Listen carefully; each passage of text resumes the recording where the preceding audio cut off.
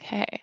Hi, everyone. My name's Ellie Baumstein. I work for the Wallace Center, and I'm calling in from Washington, D.C.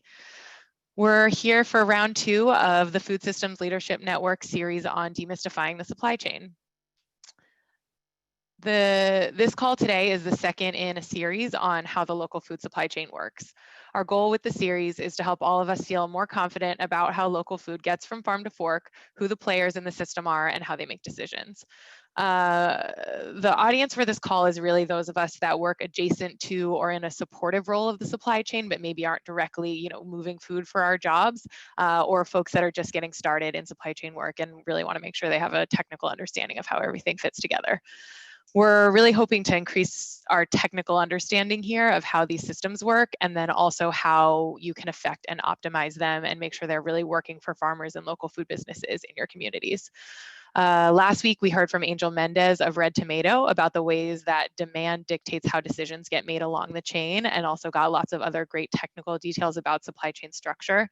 We have the recording of that call, and I'll share that in a second. And we'll also send the link out to that YouTube with the recording from this call today.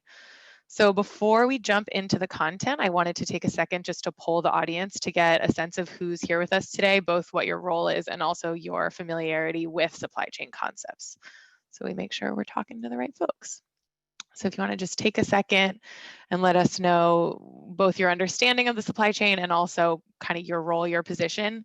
And if you do click other, if you don't see a role that you feel like describes your work and want to put it in the supply or in the chat box, so give us a sense of who we're talking to, that would be great. So as these are coming in, we're seeing lots of nonprofit support folks, technical assistance providers, some food hubs, a few researchers. And it looks like we have a lot of people in the sort of familiar and neutral category. So no, or very few hardcore supply chain experts, but some folks that have some idea, maybe have some good questions.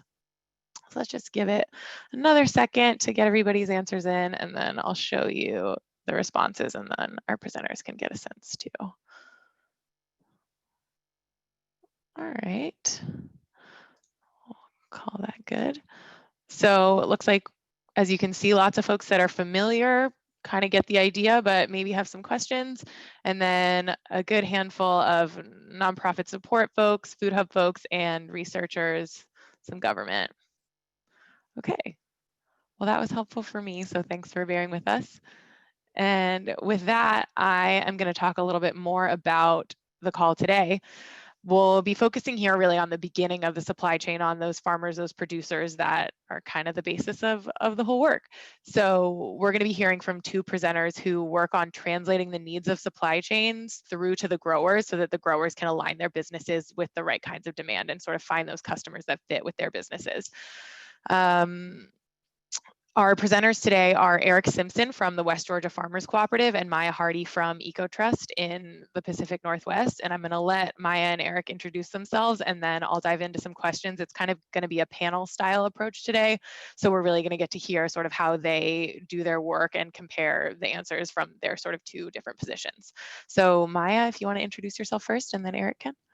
Sure, yeah. Hi, everyone. My name is Maia, and I work with a nonprofit called Ecotrust, which is a regional nonprofit that's based in the Pacific Northwest. We work across Oregon, Washington, Northern California, and Alaska. We work across natural resource sectors, so food and agriculture, forestry, and fisheries. And my job is working one-on-one with producers that are really interested in growing their business to kind of grow beyond the direct-to-consumer market channels like farmers markets and CSAs, and really support them in maintaining viability as they scale their supply chain to a more regional or wholesale approach.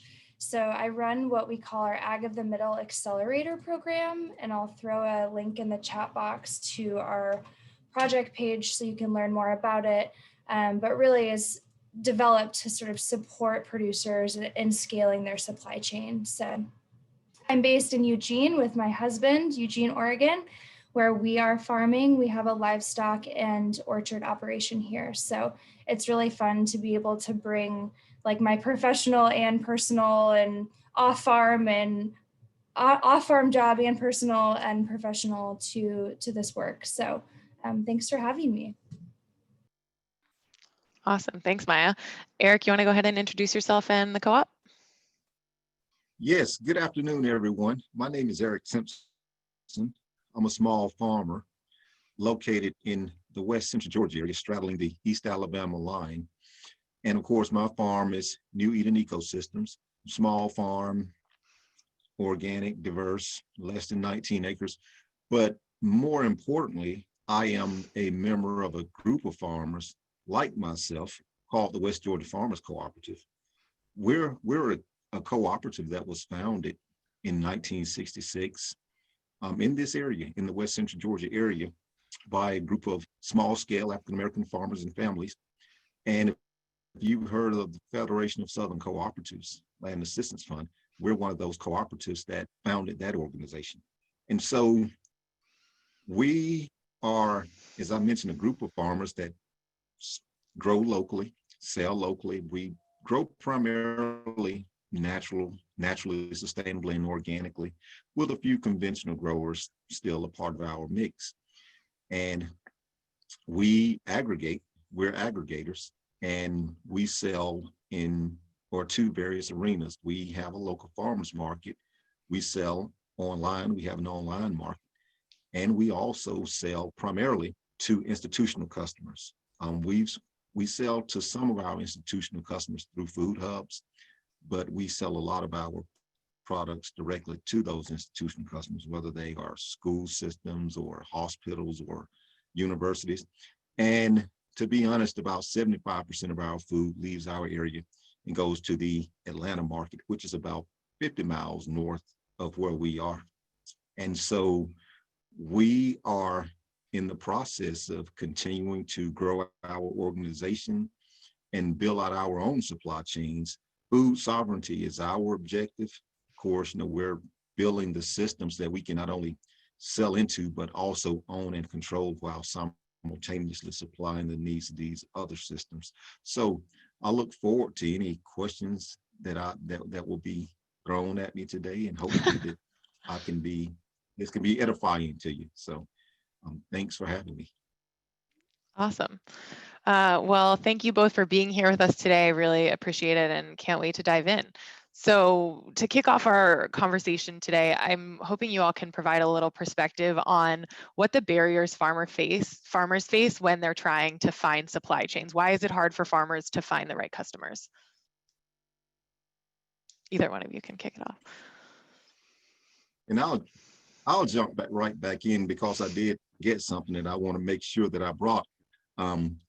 West Georgia Farmers Cooperative, we were just awarded the Good Food Purveyor of the Year from 100 Good Food chefs. There's an organization called the 100 Good Food Purveyors. So we were the 2020 champions for the whole Southeast. So just want to plug that. But to the question, what barriers do farmers face when trying to access appropriate supply chains? There's three that I'm specifically familiar with.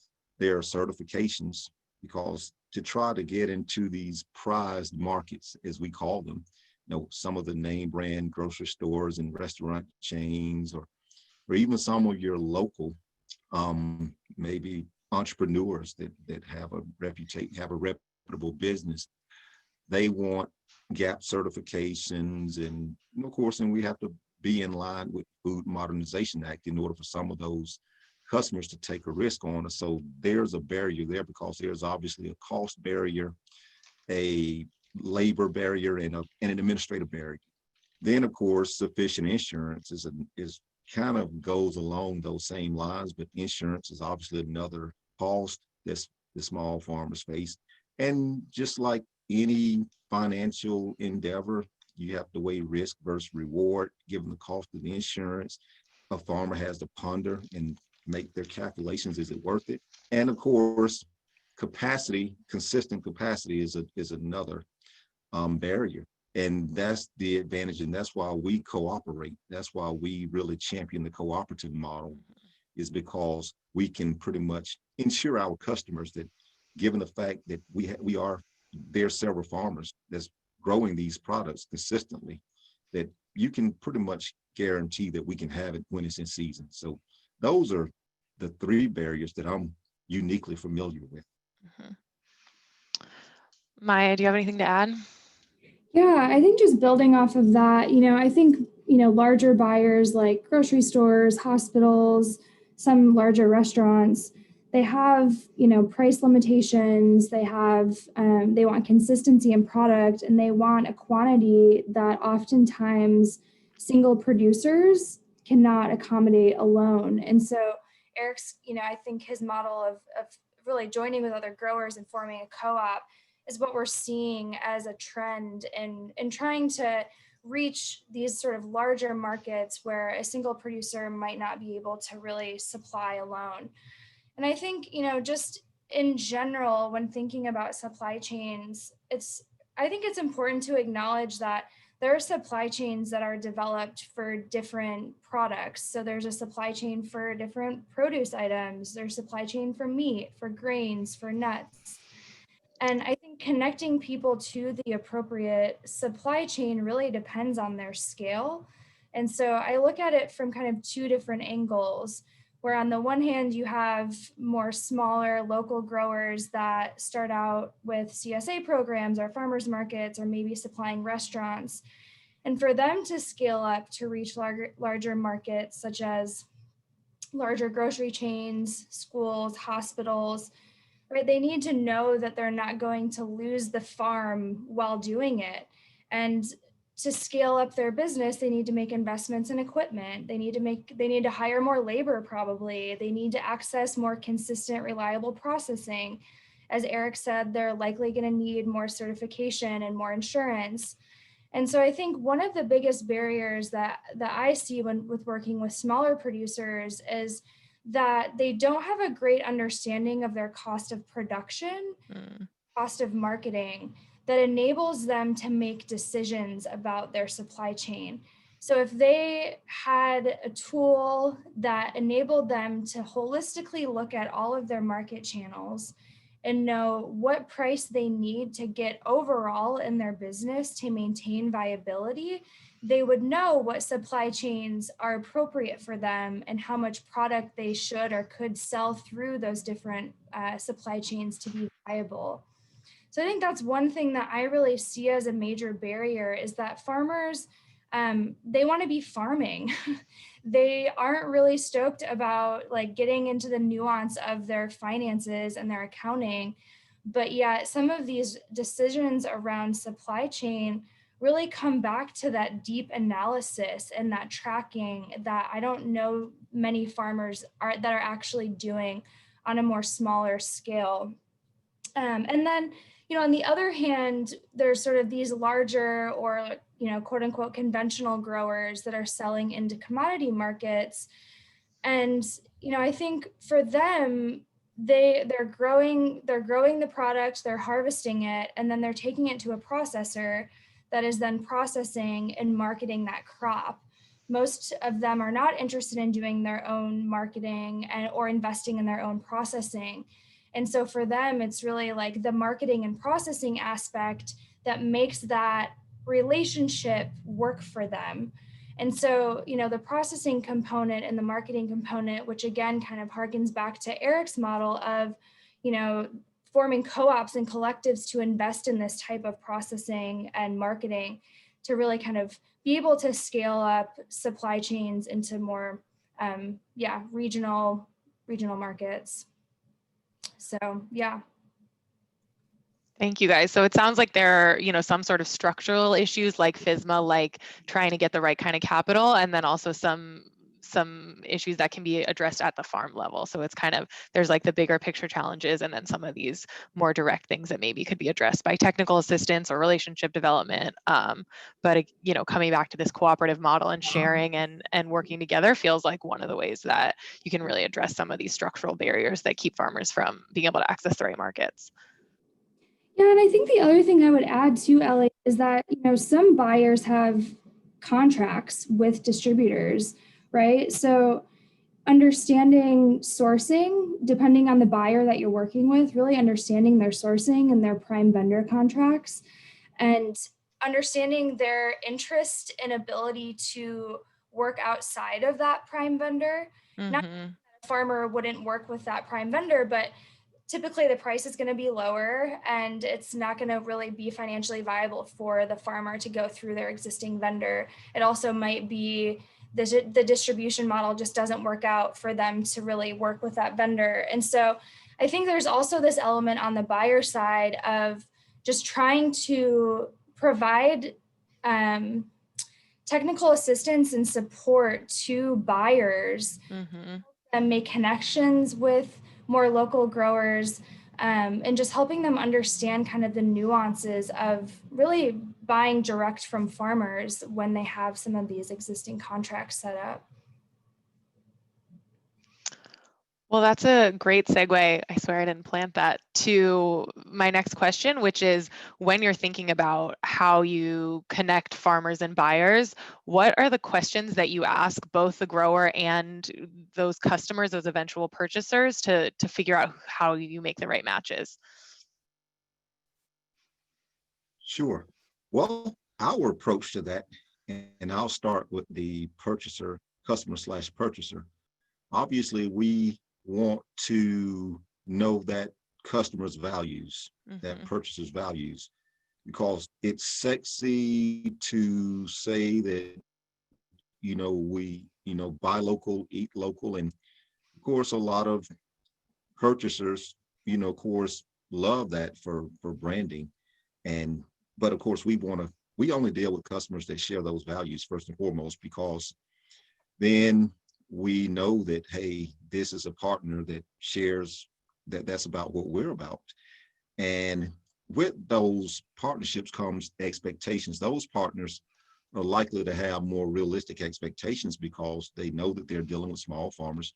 They know that food is seasonal, that there's some things that you're not going to get in Georgia.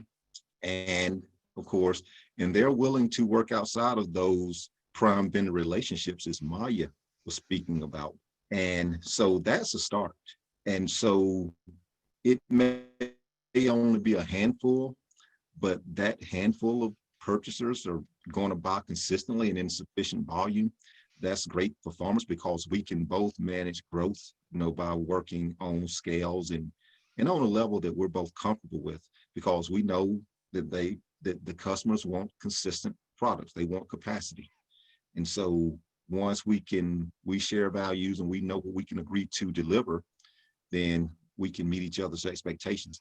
And as far as farmers and producers, any farmer that's a part of our cooperative or desire to be a cooperative, we want to first of all know what their goals are, because as Ms. Hardy was speaking about, some farmers are better just supplying their local markets to kind of to allow them to get used to selling products on a consistent basis, to allow them to grow and evolve at their own pace.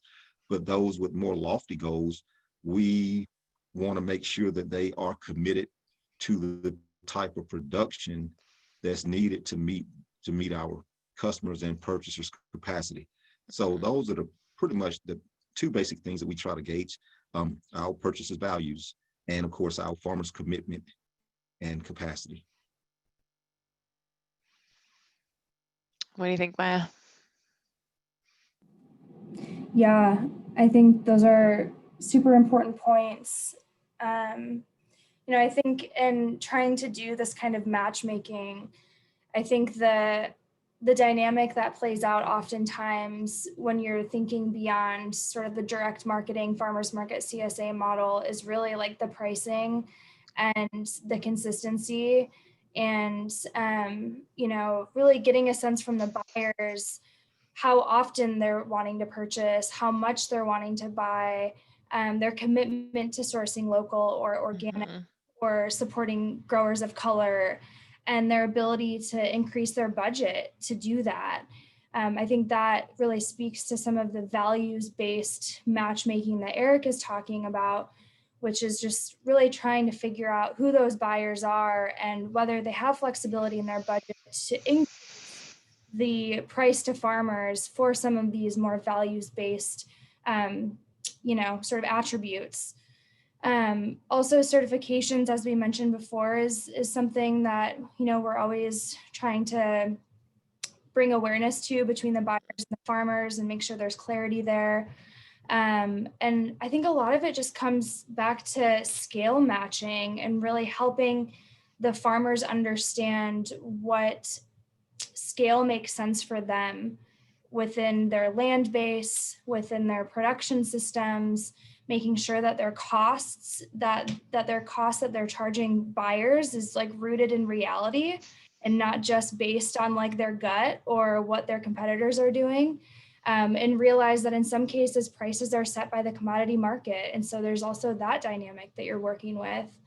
And then I think the other thing that, I'm thinking about when I'm, thinking about sort of matchmaking is access to processing and access to distribution, and really trying to link up those different pieces of the supply chain. Because, it could be that the farmer sells product to a processor and then that processor sells it to a buyer, or sells to a co-op, for example. So just trying to get a sense for what the farmer's supply chain looks like and what their access to processing is. How often, I think with COVID, especially in the meat space, we're seeing bottlenecks with meat processing pretty much across the country. And a lot of the farmers I work with that are trying to scale up are getting pushed out of the processing facilities. And so there's this need to, figure out if investing in processing on their farm is viable. And so again, I think that brings back to the theme of this webinar, which is like banding together with other farmers to invest in processing, invest in distribution, invest in a brand, to really kind of make that work. So yeah, that's what's coming up for me there. Excellent. Well, we got a great question from Deb in the audience that kind of builds on that. Eric, you sort of mentioned gauging the values of a buyer and how important it is to know that that buyer has some flexibility or has some commitment to maybe work a little harder than they're used to buy food from local growers, from your co-op. Are there characteristics that are sort of consistent across that kind of buyer, or how do you gauge that? Yeah. Well, we've been fortunate and we're blessed to live in the state of Georgia and to be near a city that has anywhere from 100 to 200 farm-to-table restaurants, Right. And a culture that is really invested in that quality of food and in that movement. And I know that may not be the reality for a lot of farmers wherever they're located. And so for us, it was fairly easy. And the award that I just mentioned earlier kind of speaks to that. Those are the types of chefs and the type of, these are executive chefs. These are chefs that own their own restaurants and they service a high-end clientele. And so they share the values and they have a business model that can allow them to afford to be adventuresome to a certain extent, where maybe other local restaurants may not. But aside from that, some of the universities that, of course, that champion preventative health, some of those universities are partners with some of the nonprofit organizations that are trying to continue to champion local food. So those are good partners. So it's not an exhaustive search, but it is a pretty deliberate search in positioning yourselves within certain communities. As I mentioned, I'm a board member of Georgia Organics, so that puts me in certain arenas to be able to engage certain partners that share certain values. Here in Alabama, there's an organization called ASAN, which is kind of the equivalent. Alabama's, I guess, comparable to Georgia Organics. And so those organizations, if you got farmers or members of your groups that can pull those networks together, those partnerships together, that's crucial to be able to find those partners, because they're not necessarily down the road from your farm or in your main shopping district. They're not your branded franchises. To be quite honest, these are farm to table restaurants for the most part that are entrepreneurs, and that are not part of a chain like Red Lobster or something. So it's some work to be done, but partnerships and networks are the key there. Yeah, it's really interesting. You both sort of talked about how important it is to understand the ecosystem that you're a part of, understand what supply chain, logistics and infrastructure is available to you, understand what other types of support resources you have, who the customers are that are relevant. And it feels like it's great to have these sort of secondary organizations like a co-op like Ecotrust that can do some of that work so that it's not all on the grower to be the one that's out there, pounding the pavement trying to find the right customer. Absolutely. Just wanted to sort of illuminate also, I sit on the board of Organically Grown Company, which is a produce distributor here in the Northwest. And one of the things, that we see often is the produce buyers in grocery stores change. And the ways that that transition of buyers can impact their commitment to purchasing from a more local or organic, smaller co-op.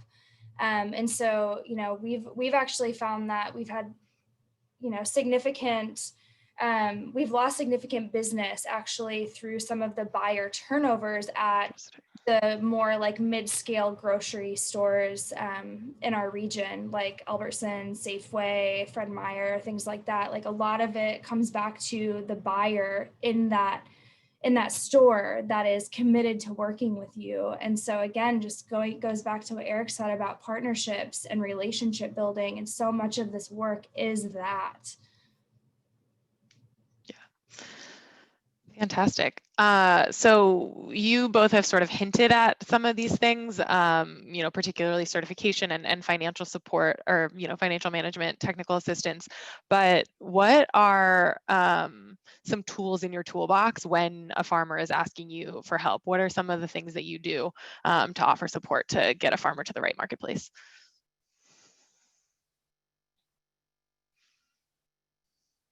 I'll defer. Maia? Sure. Yeah. Yeah. I mean, I think we need value chain coordinators in our regions. We need to invest in people that are able to do this matchmaking.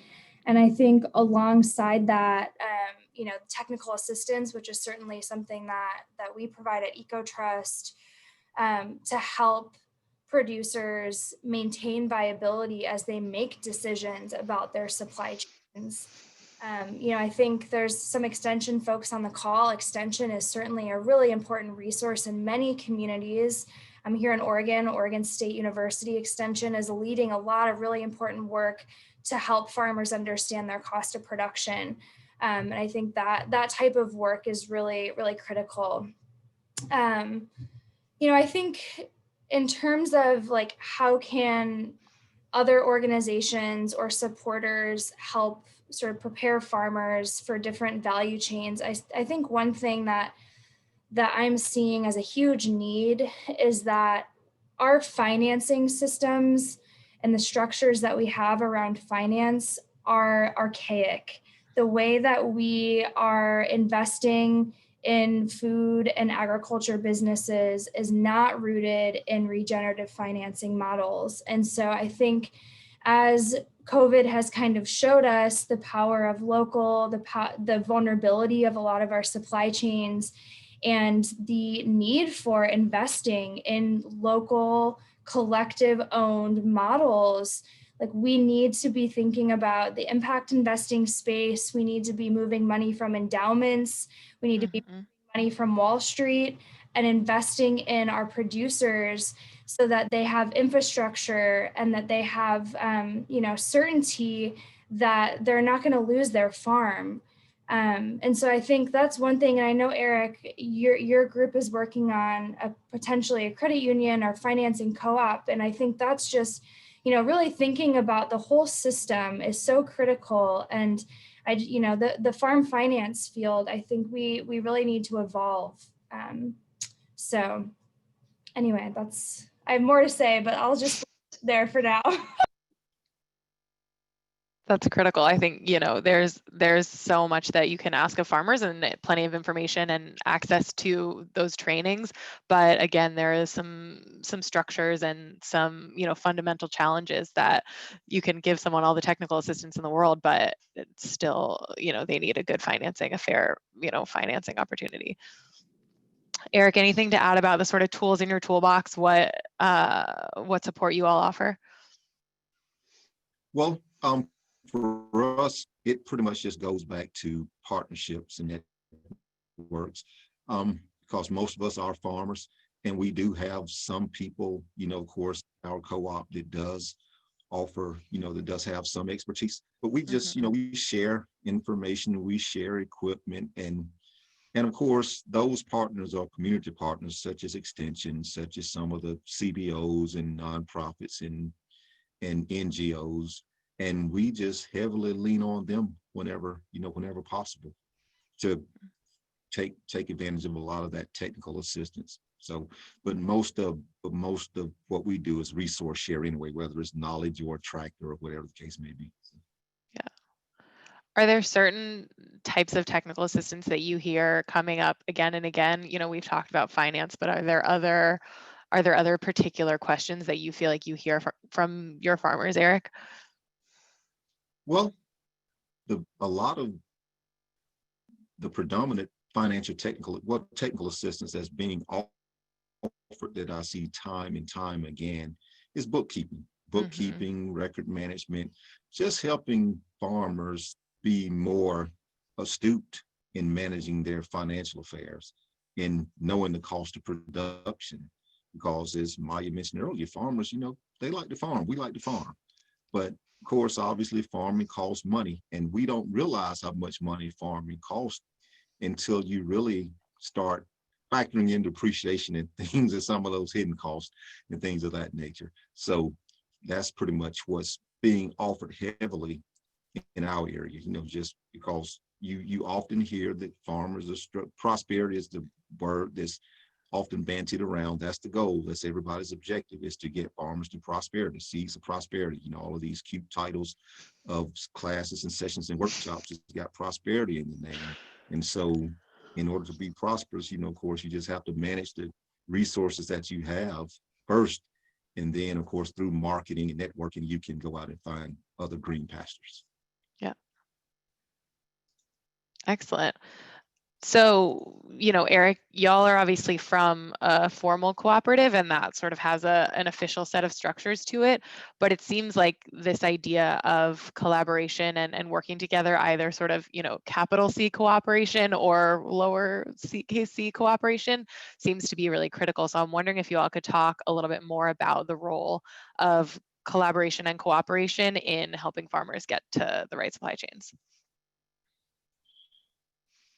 Sure. And yeah, as you mentioned, we are a formal cooperative where, of course, there's other kinds of methods of cohesion that can be employed, networks, alliances, and obviously cooperatives. But the larger objective is shared prosperity, where we realize that this is a big arena, this ag arena. And as being champions of local food systems, we understand that we're trying to grab more market share and trying to introduce our customers, our families, our communities to what we deem better food, in many ways. And so, yeah, we're all just we all realize that we're trying to get more out of the food system dollars that we're currently getting. And so that's the larger motivation. So a formal structure that we have kind of holds people more accountable, because we have skin in the game. There's money that has to be part of the process as far as being a member owner of a cooperative, where in loose alliances and associations and networks, that may not be the case. People can easily walk in and out of them, where in a structured organization like a cooperative is not as easy. And so there's more motivation to work a little harder and to Maya, I know in the Pacific Northwest, the formal cooperative isn't as prevalent as in the Southeast, but you have spoken a lot about working together. So do you want to talk a little bit more about the value of that and why it seems to be a smart strategy? Yeah, sure. And, we do have a couple co-ops that are working mostly in the produce space. And I think the value of a co-op, from kind of what I can tell, is, investing in infrastructure. So cold storage, box trucks, processing, building a brand and having, clear marketing and sales strategy, and being able to maintain customer relationships. And that, I think that's really critical for the consistency and reliability piece that buyers are looking for. And then I think the other thing that I think co-ops and working collectively can really help bring is, production planning and thinking about crop rotations on a more like landscape scale. Potentially integrating livestock into, vegetable operations, and really kind of planning out as a community or as a watershed, or however you want to think about it, ways of managing land more sustainably that can be done on a larger scale versus just a farmer scale. So I think there's a number of reasons why, sort of banding together is important. Certainly all the reasons I just listed. Another sort of emerging trend that I'm seeing here in Oregon is specifically around livestock and sort of meat producers that are experiencing bottlenecks in processing, that we're seeing farmers invest in on-farm processing, kind of building out a brand, and then essentially working with other growers in their community to process their product, and in some cases even purchasing that product to sell through their supply chain as a way to grow and reach some of these larger markets. So they're not formal co-ops. In some cases, it kind of reminds me, and I share this with Ellie, of like the Tyson model, where like Tyson invests in the processor and they have all these contract growers, but these folks that are doing this are grass-fed, they're employing like, local folks, have, environmental values. Certainly they're not Tyson, but that model, I think, is playing out in a more regenerative agriculture type way here in Oregon, with the grass-fed beef industry and pastured poultry specifically. So yeah. Excellent, thank you. Well, those were my sort of official questions. We have a few questions from the audience, but definitely welcome you all, if you have questions for Maia or Eric, to please put them in the chat box. There's one here, really more of a comment from Natalia about marketing, which can really help attract the right buyers to you, so that you're not necessarily going and knocking on the back doors of every restaurant and an institution in your community, but instead letting folks come to you. So I think that's an excellent point, and another thing that can be really helpful from some sort of cooperative or third-party food hub kind of organization, so that it's not on each individual farmer to develop their own brand, to spend money on social media optimization or that kind of thing. So marketing feels like a really useful tool, but also maybe something that could be better done on a shared platform. So thoughts about marketing, Eric, do you all do marketing? Do you all advertise at all? Yes, we do. And of course, our marketing is more, I guess, low key, so to speak. We have social media like other people, but a lot of our customers and a lot of our inquiries come from people within the food system, such as other food hubs or other institutional buyers that had a relationship with some of the other buyers. And of course, and they either know of our reputation, which is critical to farmers, of course. And when you have these relationships, it's important that you deliver, because what we discovered is that what purchasers value most is reliability. So if you're delivering, of course, if you tell them that you can supply throughout the year and you do it consistently, and they're getting, for the most part, consistent quality, they will continue to rely on you and they will tell other people about you.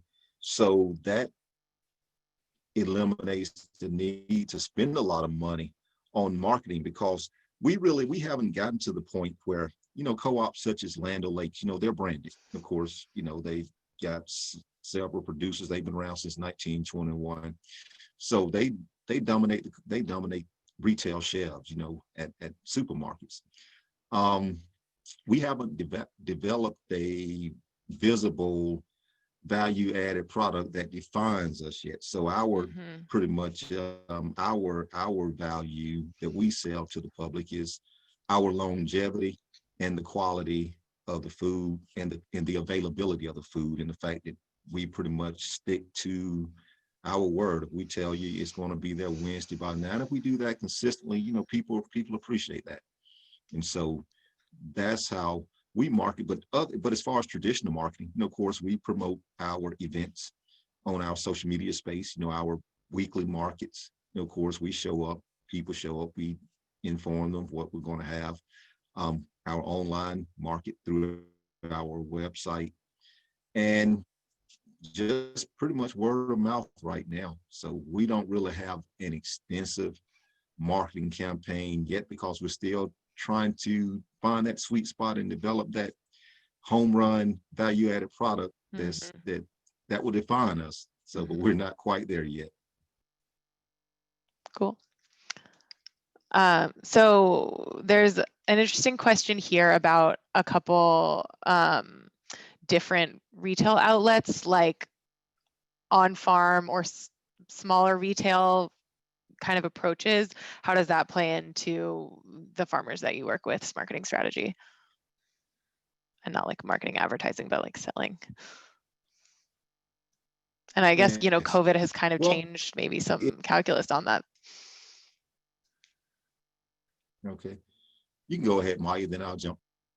Sure. Yeah. No, I think that's a really great point, Ellie, just in terms of how COVID has, I think, shifted a lot of folks' market channels really more towards direct-to-consumer, e-commerce, box programs. I think a lot of the folks that I work with have, they have pretty solid direct-to-consumer market channels set up. So they've been in business for a couple of years. They've been doing the CSA program or selling through farmers market. In some cases, they're, trying to optimize their membership base and figure out ways of cultivating their membership base. So strategies around, doing that. I think we support them, in doing that. But ultimately around marketing, I think consumers want to know the story. So much of it is storytelling. And I think that is true whether you're in a co-op or whether you're a farmer selling your own product, really ensuring that the story and the why behind what you're doing is coming through to your customers is clear. So yeah, in terms of marketing, I think that's kind of what I would share on that front. Yeah, Eric, what do you have to add? Yes, I totally agree with everything that you said. And as far as, and I was a little distracted. I saw a question in the chat asking me pretty much something along the same line. But no, I couldn't add or take away from anything that you just mentioned. I would have pretty much said it word for word. So this is another great question from Lucas about the challenge of, maintaining that source identification through to the final customer. So Lucas is asking about thoughts on incentivizing buyers to market farms and also food hubs. How do you help, keep that source identification throughout the chain? Well, our customers know that they're buying from West Georgia Farmers Cooperative because branding is already there. And, of course, we earned a reputation over the years, and this reputation was built before many of us were born as a part of the co-op. And so we value that. And of course, now our local farms, they have reputations and brands locally. People that come to the market, they're looking for greens or they're looking for products from this particular farmer. as opposed to the co-op is, as a whole, even though they know that this farmer is part of the co-op. Mhm. Now, markets will allow our farmers to be their own individuals. And so, and the farmers appreciate that because that's an expense that they don't have to endure. Marketing, they're part of a machine that's already somewhat established. And their main objective is just to get their product sold, is to get their produce moved out of the fields and to have checks deposited, coming to their mailbox, uploaded into their accounts. And so we don't really have that issue. We have one or two farmers that do have a brand of their own outside of the co-op, but they defer to the co-op's brand when we're selling. Now, some of our food hubs, of course, obviously we source, on our boxes, they'll know whether, or, for food safety and tracing purposes, they all know. And they even inform us that even some of their final end use customers want certain things, even though we try to avoid that because we try to promote equity as much as possible within the co-op, because we're all purchasing the commercial insurance, we're all purchasing the member owner shares. So if a customer needs 20 cases of, just say, broccoli, and if we've got 5 farmers that have that amount of broccoli, we make it equitable. We'll get 4 cases from each farmer as opposed to giving one farmer all of it. But now if that farmer doesn't have it, then of course it goes to the person that has it. So we try to eliminate. So we really don't want the end use customer when we're selling under the West Georgia brand to really know which farmer that is coming from, because we try to promote that equity. Right. But of course, sometimes, of course, they may know. Maya, any thoughts about source identification and keeping that identity with the product throughout? We also have lots of other great questions too. So Yeah, I don't specifically have experience on this, but I think it's a complex issue that I think a lot of co-ops that are also working with direct market farmers probably run into, right? Where like they're also marketing their farm and they're selling product to you. Yeah. Navigate that. I guess I just kind of go back to my original comment, which is that, if the food hub or the co-op can really do a good job of storytelling about their farmers and really like promote that on your social media versus pushing your own brand, like the last thing you want to do is confuse people. So just getting really clear about like your messaging and your marketing as a food hub, I think would probably be a good investment in terms of how you maintain your own brand, but also encourage, customers to also promote the farms you're working with. Awesome. All right, let's see how many more of these we can get through in the next 10 minutes. So here's a great question about improvements in farmers' production and consistency over time, and how have you helped farmers sort of adapt to consumer preferences over time? I know, Eric, you mentioned value-added products and that's a real priority for y'all. Yes, and of course, but of course, 90% of the food that we sell is fresh vegetables out of the field. Most of our customers don't want anything processed right now. The value added piece is pretty much where we're, of course, it's the goal that I guess most co-ops aspire to. Just like when you think Ocean Spray, it's the cranberry juice. You think Land O'Lakes, it's the butter.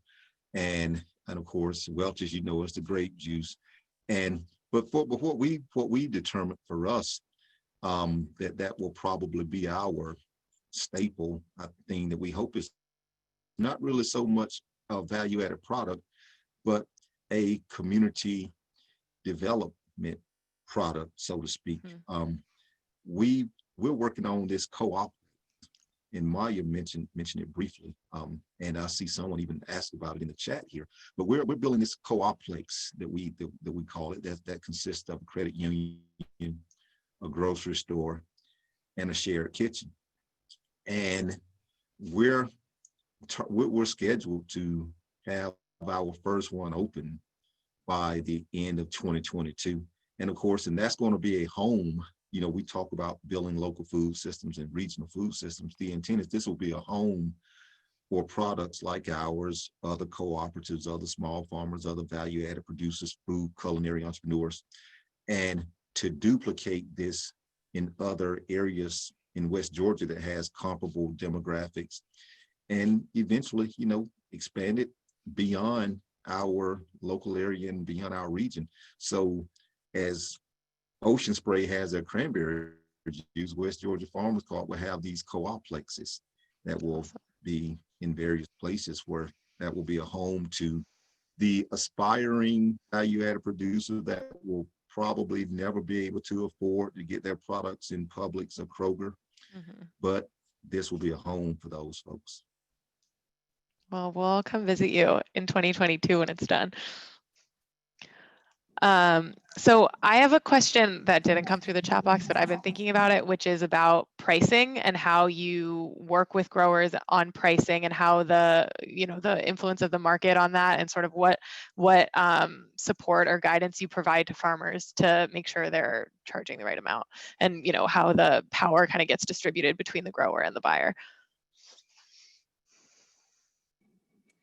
Yeah, I think that's the $1 question. I think it's really, from my perspective, supporting producers in developing analysis tools where they can do their tracking of their yields and their tracking of their costs. So a lot of this type of analysis doesn't happen in QuickBooks. You're doing it in another sheet, or you might be importing data from QuickBooks, but you're tracking time, you're tracking mileage, you're tracking all of these sort of different data points to help you come up with the cost of your head of broccoli or your pound of, carrots. So from my perspective, I work mostly with producers on sort of these more like advanced tool development that will help them feel more confident in how they set price. So know when they might be losing money by selling to a certain market channel, but if they can get a certain price in another market channel, they'll be sort of solvent overall or viable as a whole. And so I think that when I mentioned earlier, like helping them think holistically about their market channels, because it may be that you're taking a loss in one place, but you're getting a really great price through your CSA program. And at the end of the day, it sort of levels out. And so I think that's a really important thing to be thinking about. Diversification is critical, and kind of knowing your costs and knowing the cost of your production and your cost of marketing, I think is really critical. So that's what I would share on that front. Excellent. Thank you. Yeah. And from our perspective, it just goes back to what do you expect from your purchaser and your customers? It goes back to to those values issues, because we're working with customers that will pay a fair price, and sometimes and oftentimes above fair price per unit for what we're selling, because again, they share those values. We can kind of work backwards. What I mean by that, we realize that there's only so much money that people are going to pay for food, no matter how you market it, no matter how organic it is, or how natural, or whatever the case may be. We know people are only going to pay only so much for food reasonably. And so working with those customers that will pay you a decent price, and then you can work with your farmers and work backwards. And what I mean by working backwards, what we mean by working backwards, is through the cooperative model, we try to reduce the input expense. So through our collective leverage, we'll try to purchase a bulk amount of amendments, seeds,